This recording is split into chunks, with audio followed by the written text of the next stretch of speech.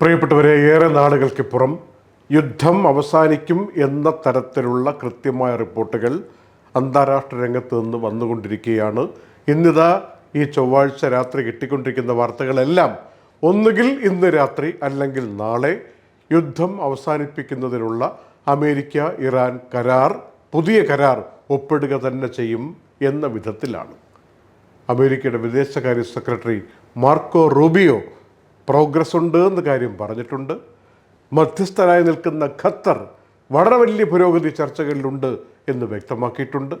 Iran ഭാഗികമായി ഇത്തരം റിപ്പോർട്ടുകളൊക്കെ നിഷേധിക്കുന്നുണ്ടെങ്കിലും ഒരു അന്തിമഘട്ടത്തിൽ എത്തിച്ചേരും എന്ന് തന്നെയാണ് പ്രതീക്ഷയെന്ന് ചുറ്റുവട്ടത്ത് നിൽക്കുന്ന എല്ലാവരും പറഞ്ഞുകൊണ്ടിരിക്കുന്ന രാത്രിയാണ് ഈ ഓഗസ്റ്റ് 4 രാത്രി നമ്മുടെ മുന്നിൽ.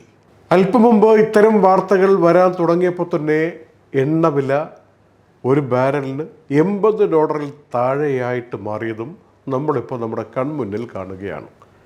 90 കടന്ന് 100 കടന്ന് മുന്നോട്ട് പോയിട്ട് ഇങ്ങനെ ഒരു സംഭവവികാസം ഉണ്ടാകുമ്പോൾ താഴേക്ക് വരുന്ന ആശ്വാസം ചെറുതൊന്നുമല്ല. ഹോർമൂസിനെ കൈകാര്യം ചെയ്യുന്ന കാര്യത്തിൽ ഇറാനും ഒമാനും തമ്മിലും ചർച്ച അതിൻ്റെ വഴിക്ക് മുന്നോട്ട് പോവുകയാണ്.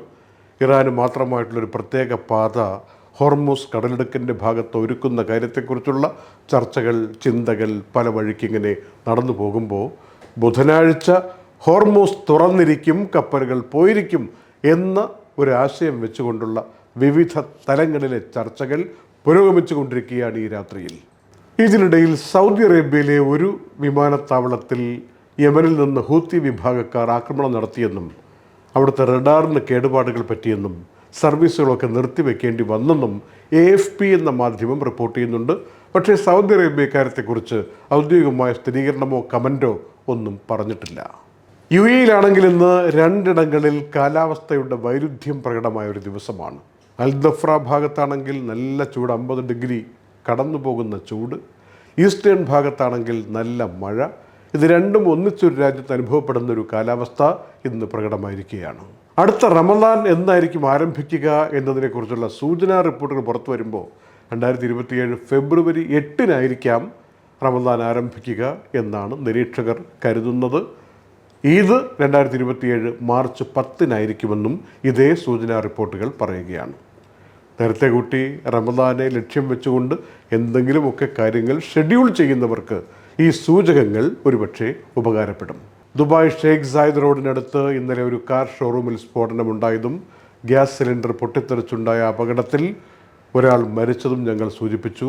ആ മരിച്ചയാളെക്കുറിച്ച് ദുബായിലെ ഇന്ത്യൻ കോൺസുലേറ്റ് ഇന്ന് അതിൻ്റെ ഐഡൻറ്റിറ്റി പുറത്തുവിടുമ്പോൾ കഴിഞ്ഞ 8 മാസം മുമ്പ് മാത്രം ഈ കമ്പനിയിൽ ജോയിൻ ചെയ്ത 27-കാരനായ മലയാളി കൊട്ടാരക്കര സ്വദേശി ഷിജിൻ പോളാണ് മരിച്ചത് എന്ന് തിരിച്ചറിഞ്ഞ് റിപ്പോർട്ട് നൽകിയിരിക്കുകയാണ്. ഷിജിൻ പോളിൻ്റെ കുടുംബത്തോടുള്ള അഗാധമായ ദുഃഖവും ആദരാഞ്ജലികളും ഇന്ത്യൻ കോൺസുലേറ്റ് പ്രകടിപ്പിക്കുകയുണ്ടായി.